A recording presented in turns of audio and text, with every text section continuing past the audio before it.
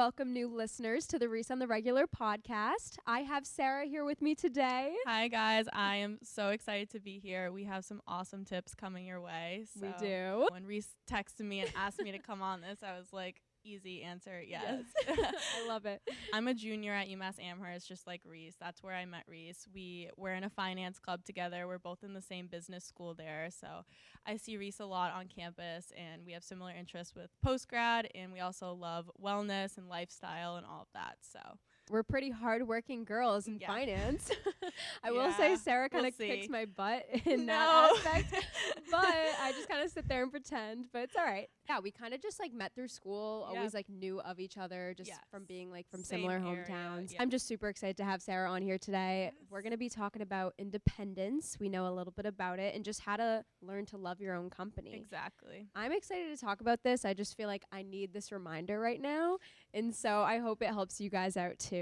I know that for me, independence really started once I graduated high school and when I got into college. That was also a little bit challenging. And I'm curious, what challenges did you face switching from, living at home with your parents to living independently, and kind of how did you handle that? Definitely. I feel like this is the perfect way to get started today, because moving away from my sheltered home life to a huge state school was totally out of my comfort zone, and I didn't even have a choice of realizing I needed to grow up and be independent. I feel like being at home independence wasn't even a thing that crossed my mind. Just to preface, I come from a family of 5. My whole family is from this area. I had a boyfriend all throughout high school, was always involved. So I really was never alone. It never crossed my mind of how to be alone or anything like that. And then after getting dropped off at college, it was the craziest. It was the craziest feeling. Yeah. Once your parents leave and you're actually settled in, you're Yep.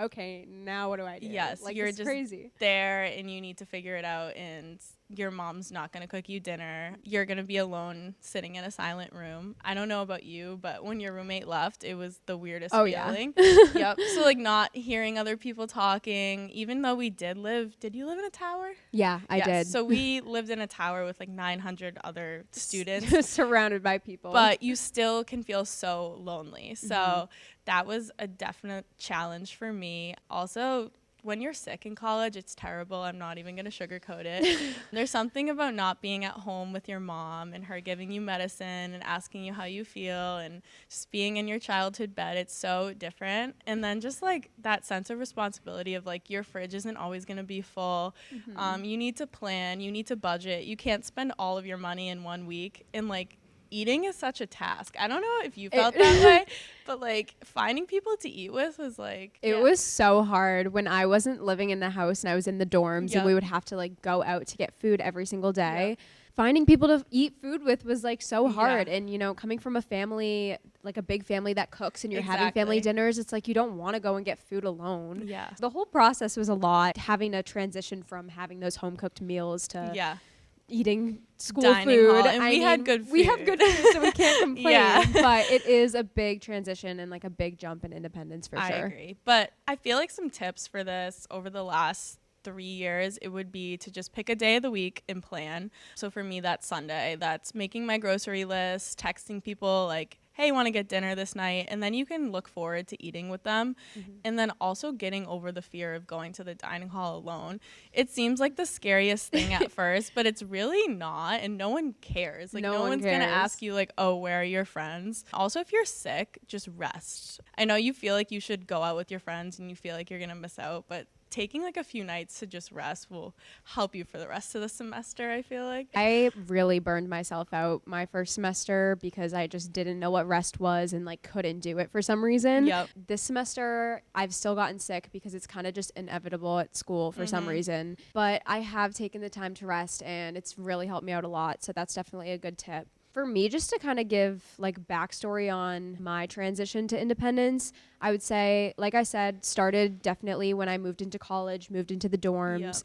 Another big jump for me was this past summer when I was actually just living on my own in Connecticut all by myself, like no family, no friends around me, not even like down the street around me. So I was really alone, and the silence was loud. Like that was, it was crazy. I was cooking for myself, but it definitely helped, like having my Sundays to meal prep. I was doing so well with that at that time. Just figure out my week and really plan. The next jump for me was this year moving into a house off campus instead of being in the dorms. Did you have any like transitions from that, like dorm to like living in a house? I feel like our campus is so lively. There's like 40,000 people who go to our school. So there's always something going on. And then when you move off campus to, I live in an apartment, she lives in a house, but it's quiet and you don't see people walking around and you don't see those campus friends you have. So that's definitely a transition you have to redo after you move from home to the dorms. With what we were saying earlier, with just like cooking your own meals, you know, you're not going to the dining hall as much now. You're really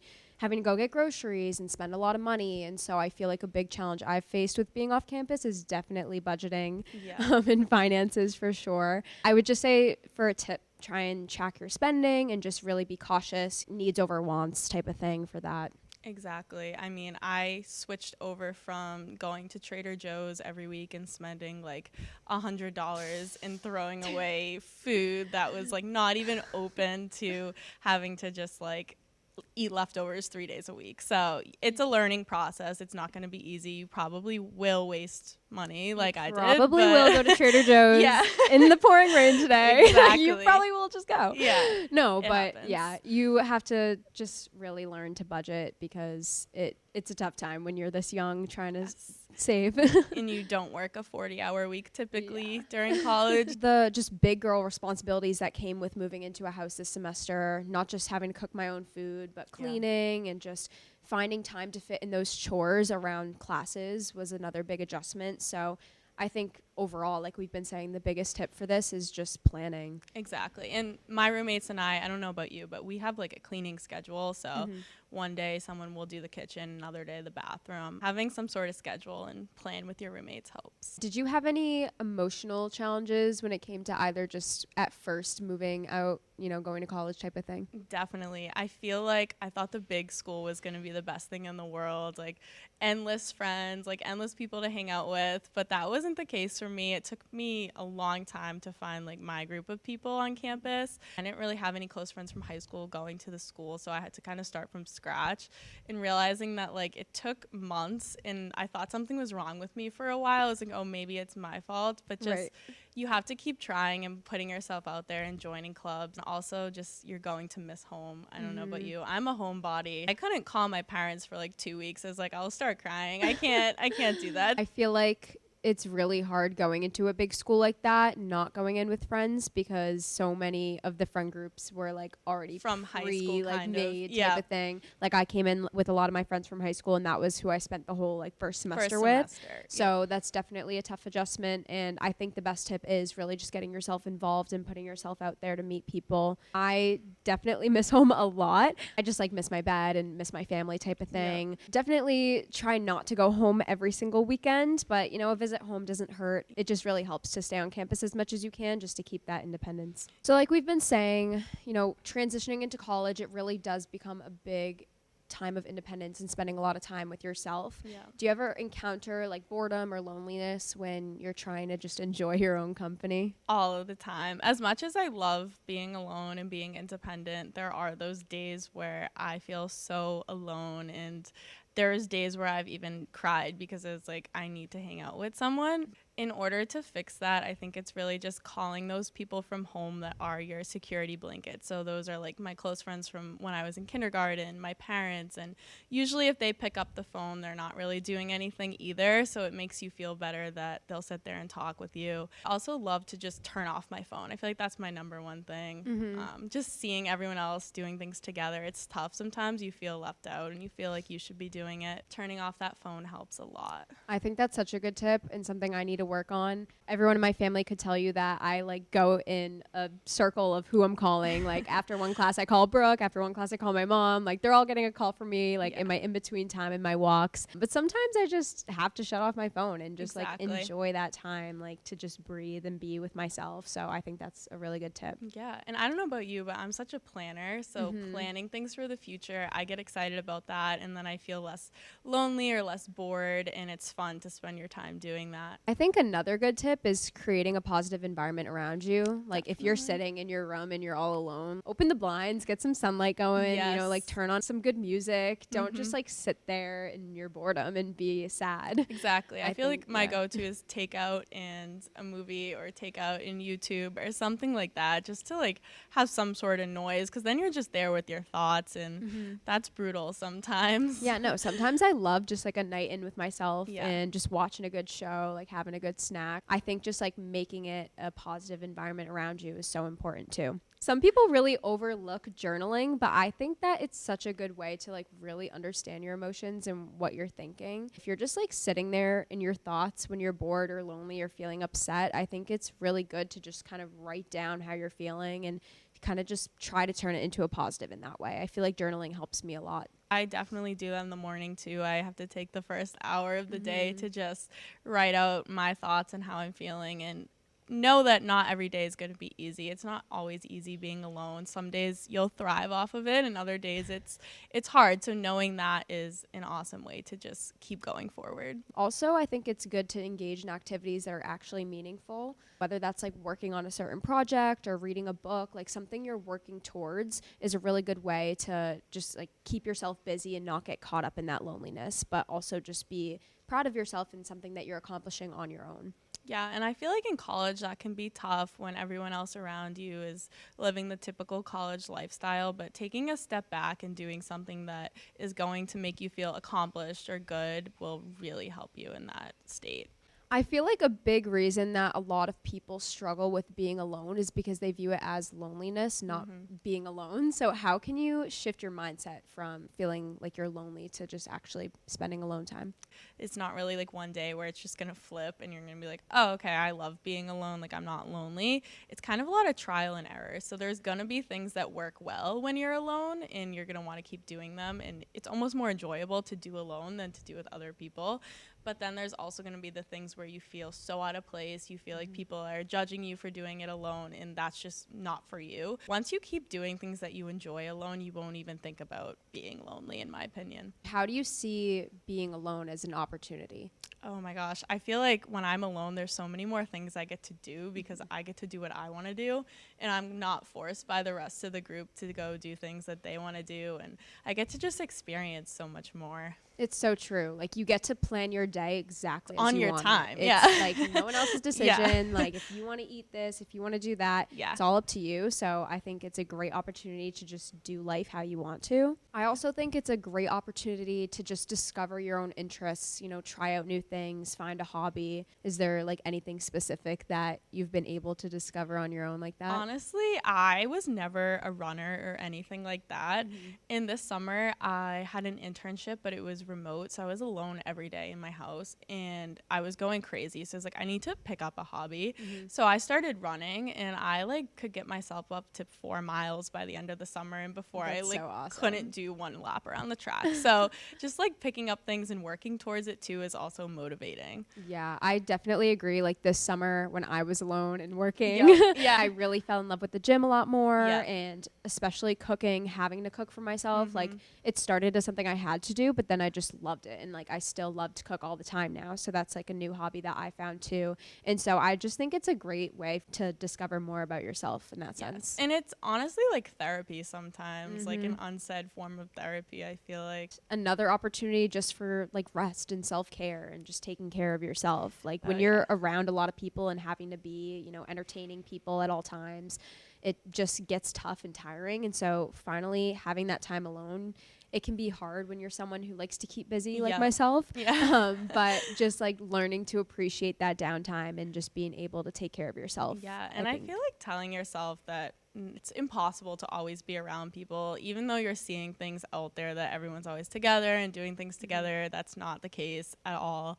So it's normal to have alone time in your schedule, and it's impossible to always have friends around you. It honestly gets tiring. Yeah. Like, I know you see like all these posts out there, but Yeah. you know, it's fun to get together with friends once in a while, but just taking that alone time too. In order to enjoy being alone, you have to learn to love yourself. So what are some ways that you overcome self-criticism? Yeah, so this took me a while. Actually, this was something that I struggled with before, and I didn't even realize I was struggling with it. It was just my own brain telling me things that I couldn't do or I wasn't good enough for. The whole internship search process was terrible. Like, feeling like you see all your other classmates landing these awesome jobs and you're like, oh my gosh, am I not good enough for this? What am I doing wrong? Am I going to get a job? So it's really tough sometimes, but for me, it was talking to people that have already been through the process. So like talking to people, for example, me and Reese are both going abroad. So that's a really scary thing, but talking to people who already went and loved it and experienced the same emotions as you is super helpful to realize like, you're going to be okay. You're going to get through it. Other people have gotten through it. It's not this crazy thing that you're going to die doing. And even with the job search, like talking to seniors that you were friends with and like realizing like it's not that bad. You're going to land a job. It's going to be a lot of applications that you don't hear back from, but you're going to get a job. Everyone goes through the same emotions. So just realizing you're not the only person that feels that way is so helpful. Looking on LinkedIn and seeing everyone's accomplishments, it's great. I'm super happy for them, but it also does make you feel like intimidated and like, you know, you start to self-criticize in that way. And that also is something that's huge on social media, of course. So how do you feel like that kind of relates? Yeah, so social media for me was more of like a body image type thing. I feel like a lot of people our age post all the time because they need the attention of like, oh, I'm doing this, my life is so perfect, I'm in shape, I work out all the time. For me, it was more so just going to the gym more. I never really worked out. I was just an athlete, like I played sports. But going to the gym, I could gain weight and still feel better about myself because it's more of like a mental thing for me. But yeah, going to the gym and not looking at someone else and being like, oh, they're better than me. It was more of a like, I'm an accomplished person. I can work out. I can look like that eventually. It doesn't have to be right now. Not falling into that trap. Of of social media and posts and just everything online. The biggest thing is not to compare. Really just to like recognize your own worth and not even focus on what other people are doing because everyone's really focused on themselves, sadly. But it's really true. But just focus on yourself in a positive way. Not in like a self-absorbed way. And I do feel like there's a positive side to social media. There's a positive side to the whole like business school as well. But it's easy to fall in those traps, like Reese was saying. It's tough to not compare yourself at this age when it's all around you no matter where you go. Also just setting realistic expectations. A lot of the stuff on social media and just online is unrealistic. And so learning not to fall into that as well. And not only like remembering your own worth, but also focusing on all your strengths and your achievements is so important just to kind of uplift yourself, get back into that positive mindset. I agree. It's so easy to see the weakness side of yourself and fall into that trap of, oh, I need to improve this and that, to realize that you've come so far and that you are at a spot that like yourself 5 years ago would want to be at and work so hard to get at is important to remember. Yeah, I feel like a lot of people find it hard to like congratulate themselves for their accomplishments because they see other people accomplishing bigger things. But it's important to still stay like so true to yourself and be proud of yourself for, you know, you got to where you want it to be personally, and that's really all that matters. Yeah, for me, I feel like it was making my own timeline. Like there's such a timeline that everyone else feels like you need to follow, but making your own and just taking like 30 minutes to be like, okay, this is where I think I want to be. This is where I might want to be, and just doing 2 different plans for it even is just so helpful. Right. That's so true. Like even with the internship search, a lot of people have this timeline of, oh, okay, like by junior year, like I'm going to land at this company. So like high strategic, whatever internship. And by senior year, I need this. You know, they have a timeline that's like set in stone, and it's kind of like a thing that everyone feels like they need to follow. And just like making your own timeline and planning out your own life and just being excited to hit your own goals and not focusing on other people's goals, I think is so important. And it's okay to fail. It's okay to like not go through with it and have some sort of other plan that was better fit for you. Like, I feel like you almost have to fail sometimes. You do. Like, I am such a strong believer of everything happens for a reason. Yes. So like whenever I do fail, that's what I tell myself. Like, that happened for a reason. Something good's coming. Yep. And you just have to stay positive in those moments. I agree. I feel like a big reason why a lot of people struggle with independence is because they're really heavily reliant on other people. Why do you feel like it's important to learn how to just flourish without having to rely on a partner? I could talk about this for hours. I was with the same person for like 5 years, and he ended up going abroad last year, and we lived in the same hometown. He went to school at Bentley, which is like an hour and a half away, and him going abroad was like the craziest thing to me. I thought it was the end of the world. I was like, oh my gosh, I can't just go visit him. Like, I can't just call him and he could come pick me up if I need it. I didn't realize how dependent I was almost. And then I was forced to, not by choice, just become my own person. So that was like him sleeping half of the day, I was awake. Just the hour change was different. Yeah. I just forced myself to get involved, put myself in a positive environment, go to the gym every day, take on leadership roles. I landed my first internship. I really was like just learning how to thrive off of doing my own thing. And I didn't even realize I was thriving off of independence until he came home, and I realized how independent I was, and I was so happy to see him. But it was just the craziest realization of how now I view everything so differently. I feel like you truly need to be so confident in yourself in order to maintain a friendship or a relationship, whatever it may be, and just give everyone your full attention and be there for people. Really good advice from that is if you feel like you're in a relationship that you feel very dependent on that person, it can be a really good thing to step away for a moment. Exactly. And really just find yourself, find your own independence, and you'll realize like how heavily dependent you were on that person and how great it was to take that step back. And it's not a bad thing either. It's not like, oh, we're never going to see each other again. Totally not. I think you need to really focus on yourself before you can focus on someone else. And if you want to see that person again, like, you'll make the effort Exactly. too. They'll make the effort too. Yep. So I just think that it can be in both people's best Yeah. interest in that Yeah. point. Not even just like with a significant other, but also with friends. Taking a step back and having independence also forces you to not have to rely on other people's opinions.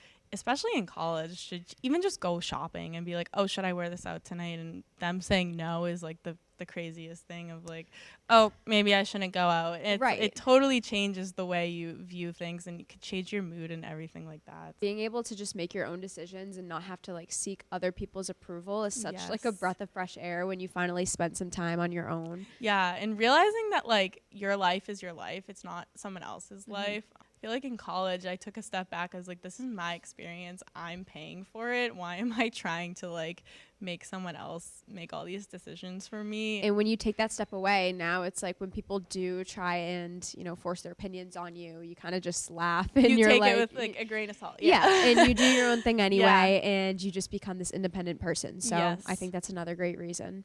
And just learning to take your own opinions versus other people's really just helps you to maintain your identity and to just embrace your uniqueness in a way. You know, I feel like it's really easy to get caught up in other people's opinions. Yeah, and I feel like before college, I didn't really know what my unique personality was. I just kind of identified with whatever my friends were. That's what I was.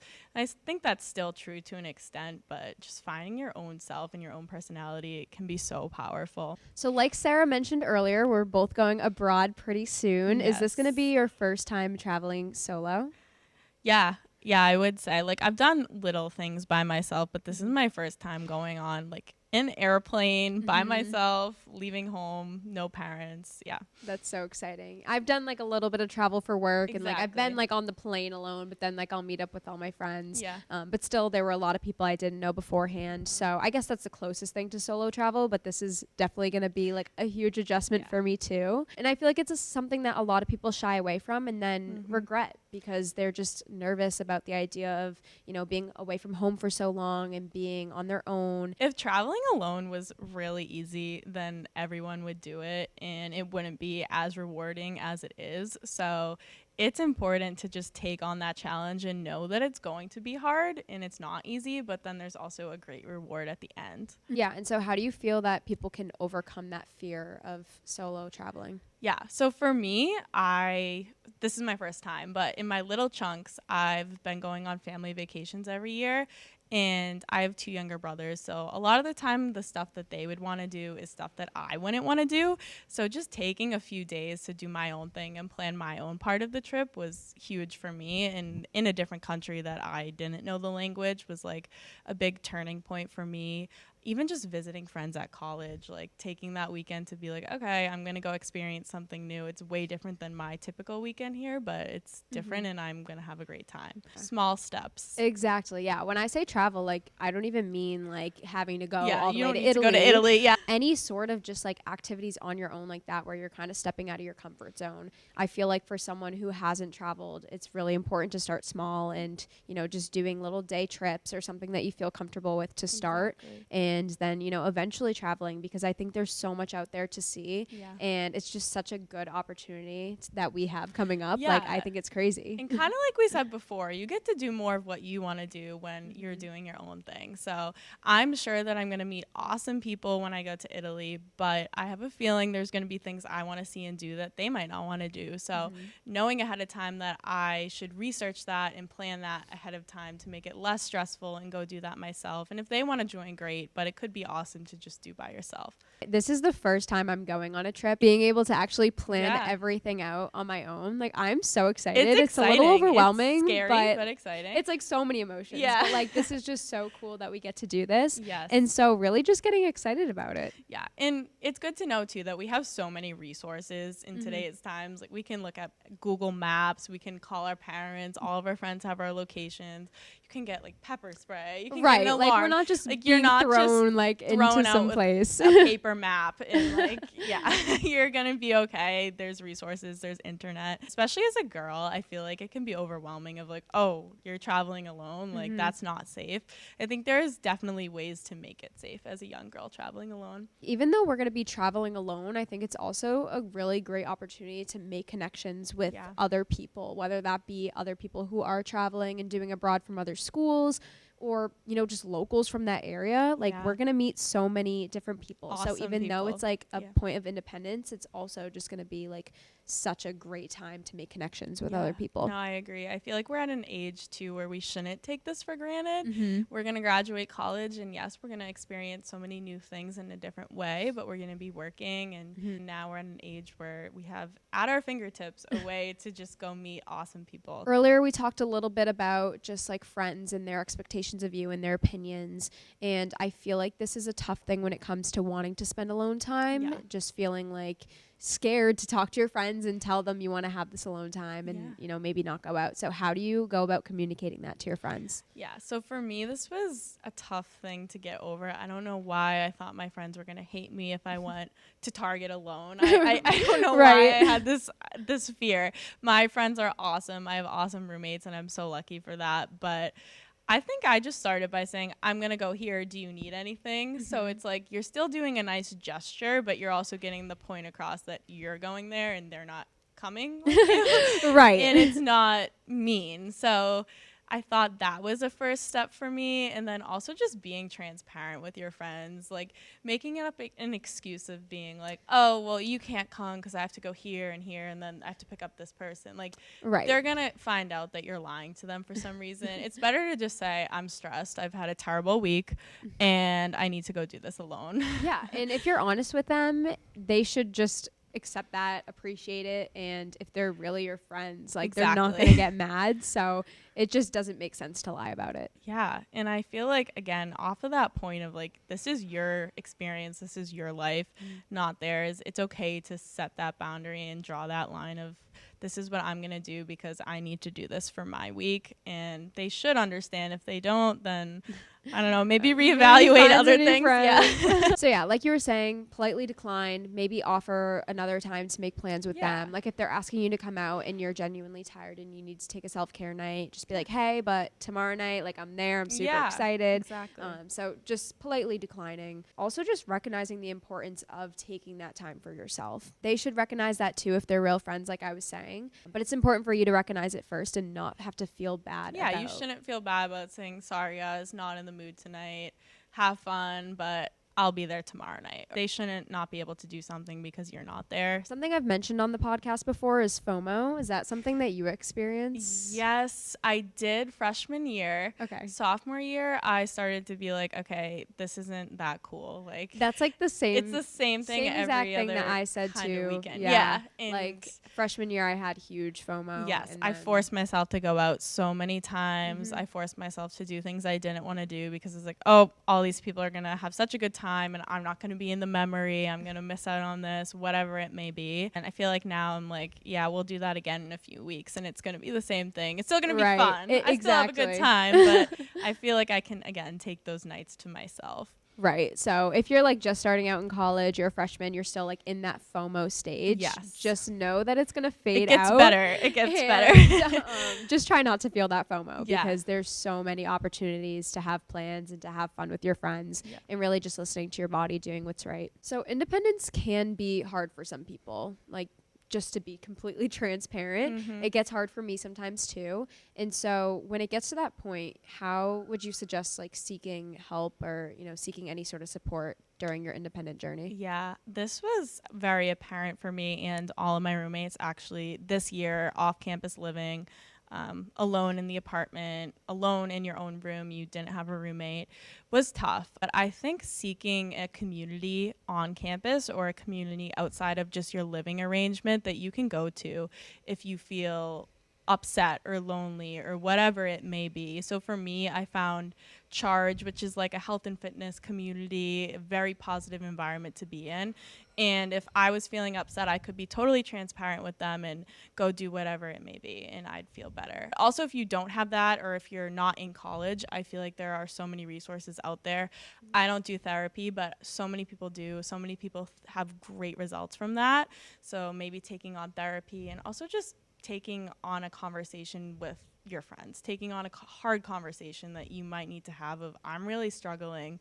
I don't know why, but I'm sorry if I've been off, being transparent. Yeah, I think that's awesome. Just finding any sort of community, whether that be family, friends, or even just a group at school. I am curious, like, a little bit more about Charge because, like, for anyone who goes to UMass, or I know they have it at other schools too, right? There's like, I want to say like 40 chapters or something like that. Or maybe there's 50. I don't know. It's kind of like a sorority type thing, but it's not in Greek life or anything like that. The focus is to just drive a positive environment. It's a fitness piece of it, so they do workouts every week, whether that be going to a gym or them coming to us. There's social aspects of it, so they'll do like paint night, movie night, all of that stuff.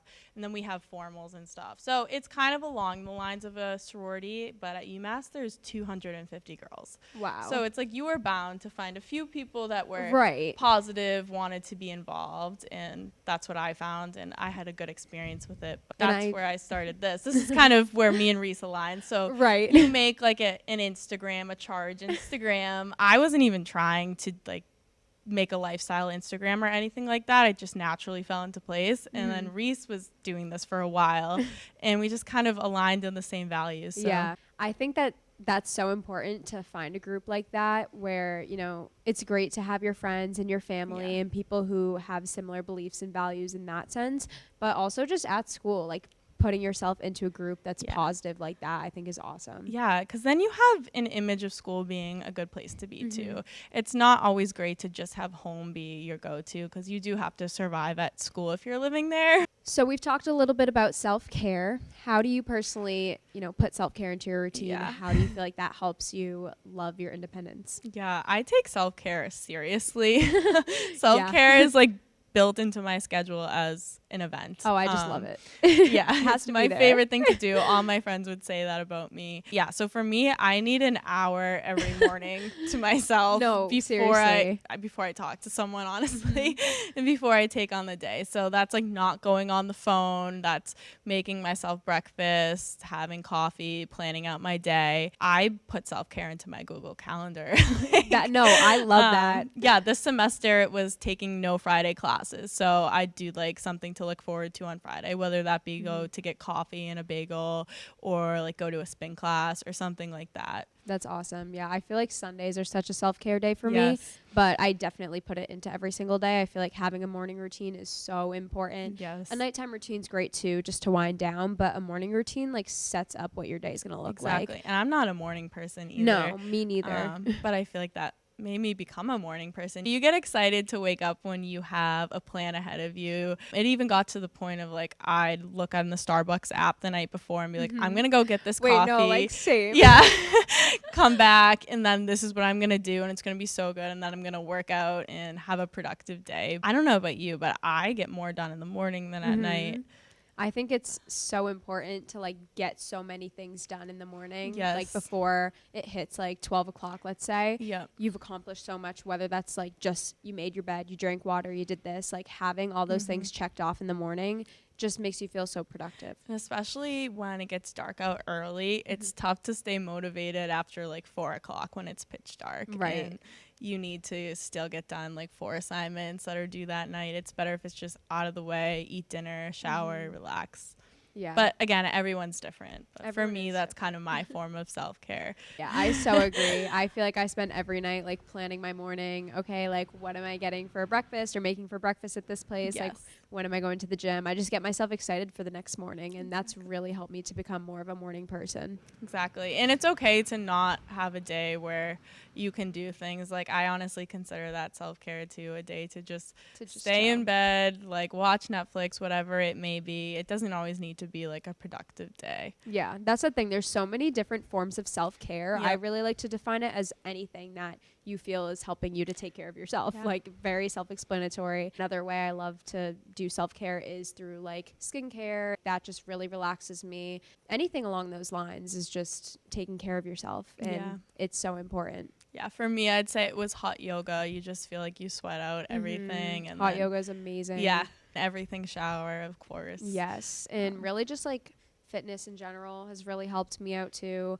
Going to the gym, like you were saying, it's more a mindset thing for me too, and just helps me to be more independent and feel proud of my accomplishments and what I'm getting done at the gym. Yeah. I think it all ties into just learning to love time with yourself. Exactly.